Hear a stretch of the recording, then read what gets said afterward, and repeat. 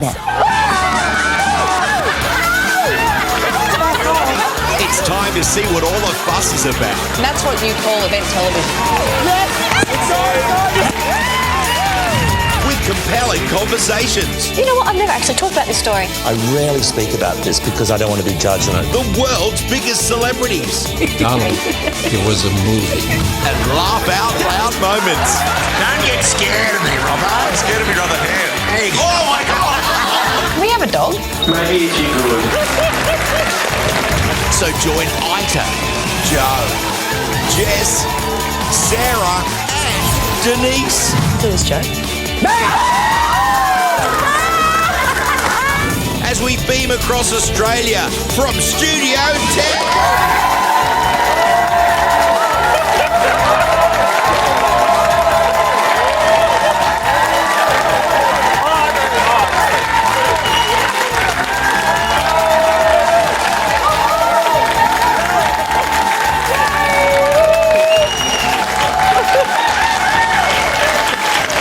The thing, the red shark was almost caught in the neck. Welcome to a brand new episode of Studio 10. It is fantastic to have your company.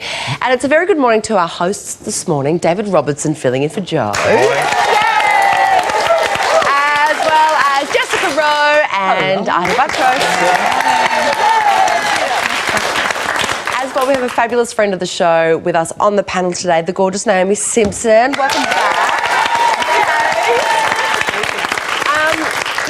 Going on in your life, you got married to beautiful Stu. Yes, got married on the Sunday straight. Yay!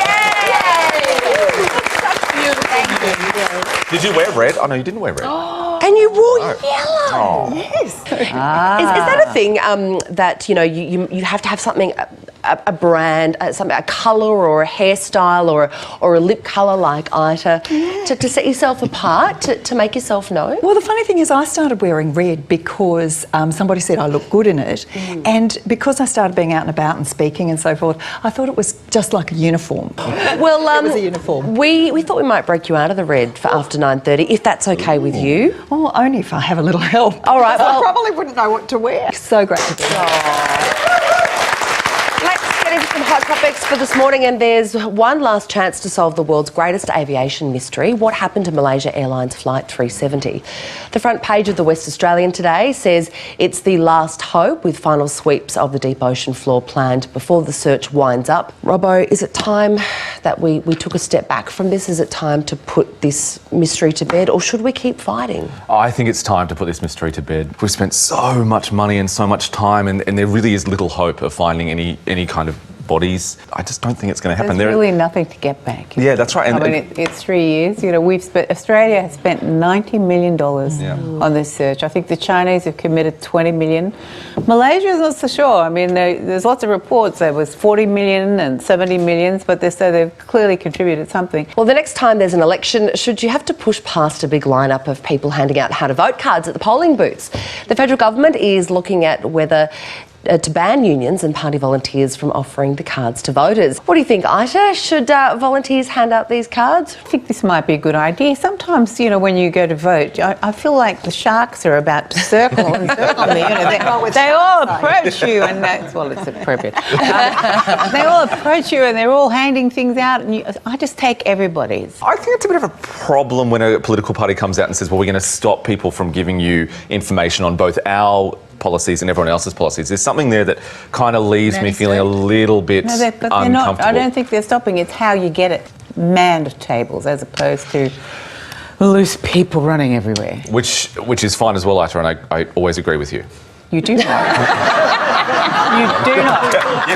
And besides which, I've been meaning to talk to you about the jeans you're wearing today. Oh. Okay, so I just wear. Hold on, we'll just get over here for a moment. Yes, I mean jeans. I just thought these are dressy jeans. I've rolled them up. You're looking very dapper. They look good. With a dropped bottom, though. Right. I'll pull my pants up then. A dropped crutch. Dropped crutch. You can't help it, Jessica. He's getting older.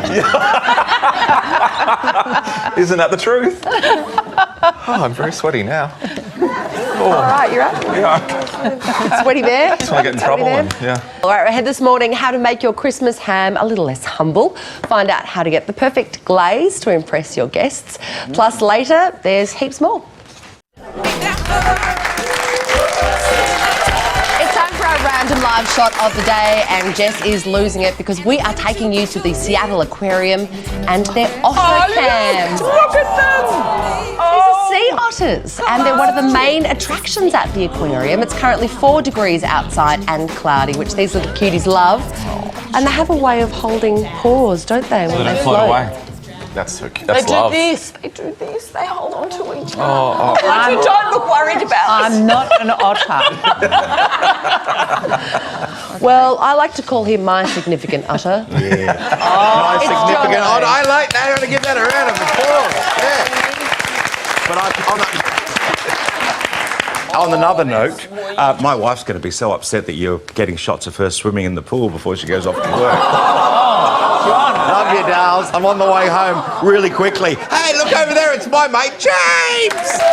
It is the top end newspaper that gave us headlines like this: why I stuck a cracker up my clacker. Let's welcome NT News Deputy Editor Ben Smead to Studio 10. Why I stuck a cracker up my clacker was part of a Walkley Award-winning headline entry. Paul Dyer, our former deputy editor, won a Walkley for those headlines. I think you're one of the few newspapers that's actually growing in circulation, aren't you? I think so. I think our readership is doing pretty well. I think we recently ticked over 300,000 Facebook likes, which is more than the population of the Northern Territory. Yeah, right. Which so it obviously shows there's a real appeal about what we're doing. Ben, thanks so much for coming and chatting with us today. Upsetting why parents now have to pay to watch a public school awards ceremony. Is it asking too much of families? But next, the young American singer who has redefined success with an amazing career. We'll hear from Carrie Underwood when Studio 10 continues.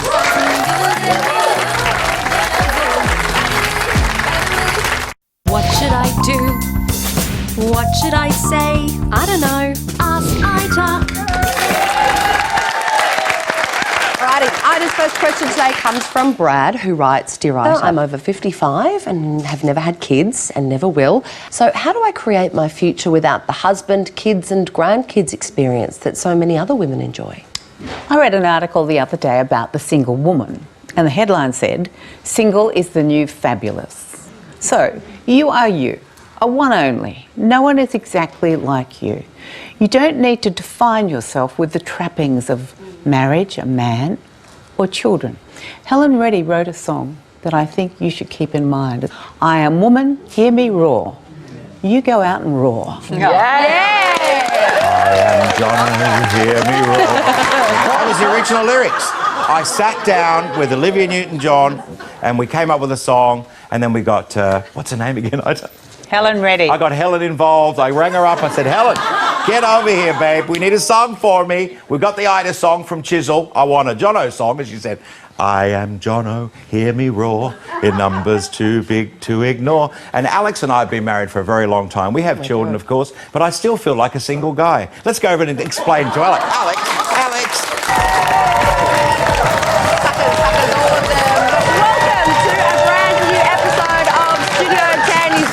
The logo, the story checks out. If you are just joining us, say good day to a very well-shaven Joe Hildebrand today. Yes, I am Of course, it is Robbo. Now, our special guest this morning is entrepreneur Naomi Simpson from Shark Tank. Now, she loves wearing red. It is her thing. It is her colour. So we challenged her to try on a different hue. So, Naomi, come on out. Look at you. Wow. You can but wear you've got colour. a red necklace. Yeah. Yeah, Is that and the a red bit of- shoes as well, because I just and the couldn't red help myself. lipstick. Yeah, I couldn't. You can't take all the red away. No. People wouldn't know. It's beautiful though. So let's get into some hot topics, and the Prime Minister has angered monarchists by attending what's been branded an anti-royal event in a move that's even made UK headlines. Ita, is it a good look for the Prime Minister to be speaking at an event like this? For heaven's sakes, he's agreed to speak at a dinner. He hasn't even spoken yet, and everyone's in outrage. For heaven's sake, let the man speak. He is a Republican, so is it going to be a huge surprise if he still says, I support a republic? I mean, big deal. But as the Prime Minister, his job is to uphold the Constitution. That's his job. But if you speak about the Republic, that does not mean you're not supporting the Constitution. You can have a view. Well, you're supporting an agenda, right? He hasn't spoken yet. I mean, I'm just not going to have this discussion. It's ridiculous. We don't know what he's going to say. Why don't we wait till he speaks? Let's wait until he speaks. Let's wait until he speaks. You can say, I told you so next week. I could. Our friend Nick Dolan from the Monkees reveals what the band really thought of their rivals, the Beatles. He drops a bombshell, so you just can't miss this morning exclusive interview. But next, how to dress a Christmas food favourite. We'll get a lesson in the perfect ham glaze when Studio 10 continues.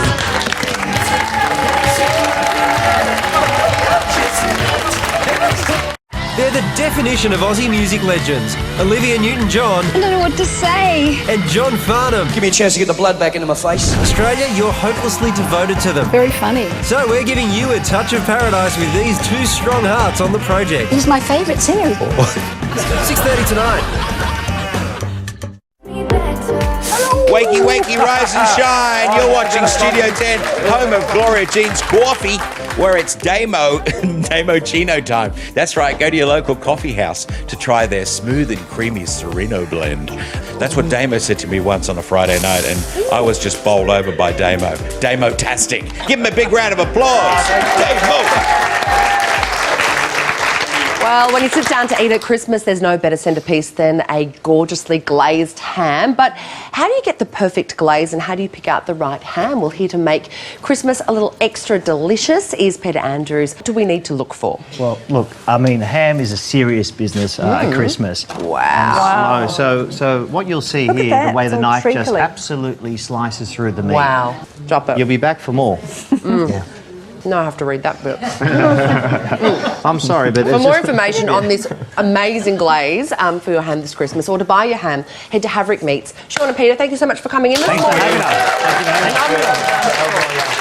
Now, Mickey Delenn from the Monkees is coming up next on Studio 10. It is an exclusive TV interview. Right now, though, it's time to get the very latest from the world of entertainment with Angela Bishop-Hand. Thanks, Sarah. Coming up in the Showbiz File at 10:30, a major breakthrough in the recovery of Maria Venuti.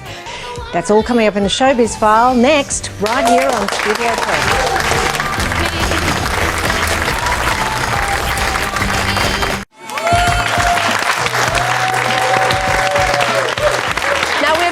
Studio 10 today to have a Sanity Santa and his helper to show us what's new in the Sanity Christmas catalogue. Hello. Guys. Hi. Now, what if you're Uncle Jack? You've chosen the autobiography by country music legend Troy Cassar-Daley. I'm doing the handling. Oh, sorry. Wow. Yeah. And of course, there's the album to go with it. Then, for cool Auntie Millie, how can you go past a Born to Run album by Bruce Springsteen? Hey? He's been working on this book. He's been working on this autobiography for 7 years. Slow rider. Get out there, get a word processor. How's your book coming along, Jono? Hey? How's your book coming along? I've got all the headings done. Yep, good. Jono. You have a reminder for us, Jono. That's right, Jono, it's mind over matter. I don't mind and you don't matter.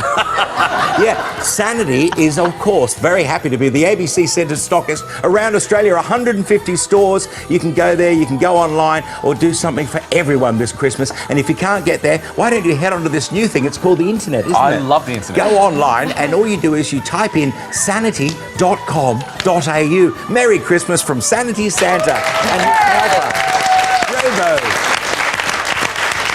It's fitting that we had the most insane person on the show doing the Sanity segment.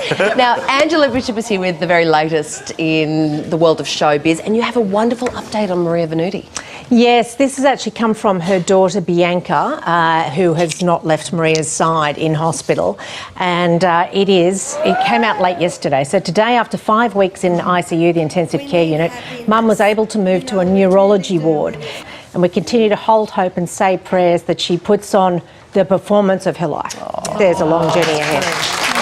And there is a benefit on for her tonight at Slide here in Sydney, which is a fabulous cabaret venue, and all of her fantastically good friends, Trevor Ashley, Bob Down and many others are going to be performing to raise some money to help with her recovery. Now, you've also got, it's lovely to have some more good news too about Michael Bublé and his family. Yes, this has come from an Argentinian website which is reporting that Michael's son Noah, who as we know was diagnosed with cancer not long ago, just a couple of months ago, has finished his first round of chemotherapy.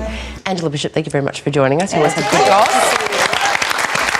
In a moment, would you let the boss check what's on your mobile phone? It's already happening in one workplace. Plus, how Australia's ugliest Christmas tree was given a makeover.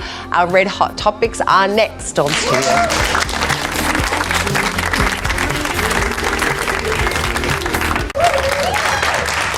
These topics are so hot, they are on fire now. Some Victorian politicians are apparently getting ready to disobey Premier's orders for them to hand over their mobile phones to stop government leaks. Does he have the right to do this, Ita? Well, he wouldn't get my mobile phone, I can tell you that right now. I'd tell him where to go. It actually is a leadership issue. And really, you know, to treat people like children, they act like children. So I think his job is to challenge them to greatness. How dare you let our team down because we were chosen by the public and now you've let us down. I am not going to treat you like children of what they would do elsewhere, but I need your word. I need you to be committed to what we said we're going to do. But they've had so many damaging leaks. What else can he do? Well, he's really annoyed that they leaked that plan to hire almost 3,000 new police officers. That's what this is all about. And that's good news. I mean... Yeah, but he probably also wanted to manage it in a way that it was appropriate at the appropriate time. But it's a greater problem, especially coming into the festive season where police are always under pressure at this time. So, you know, he probably wanted to make sure that it was a good release of policy and for somebody to take the limelight. I think it's a leadership issue. I think it's an alignment issue, and I think they really need to look at who they are as leaders and get together. We actually got a hold of David Robertson's mobile phone. We're just going to show you some of the cameras from pictures from the camera roll now. You don't want to swipe right on this? No, just kidding. Sarah, we just couldn't broadcast them. We would never do that. It's such an invasion of privacy. It's all right. Got to take a break.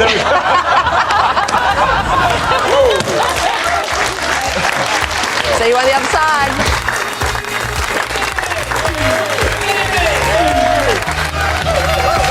If you've ever watched Studio 10, you'll know that Denise is a thrifty shopper. I'm just counting the number of seconds until Denise mentions Aldi. We're putting her shopping skills to the ultimate test. I've seen Denise at a shopping centre and you laser focus on sale items. You'll probably learn a thing or two about saving money at the checkout. Tomorrow on Studio 10. Naomi Simpson, thank you for being with us.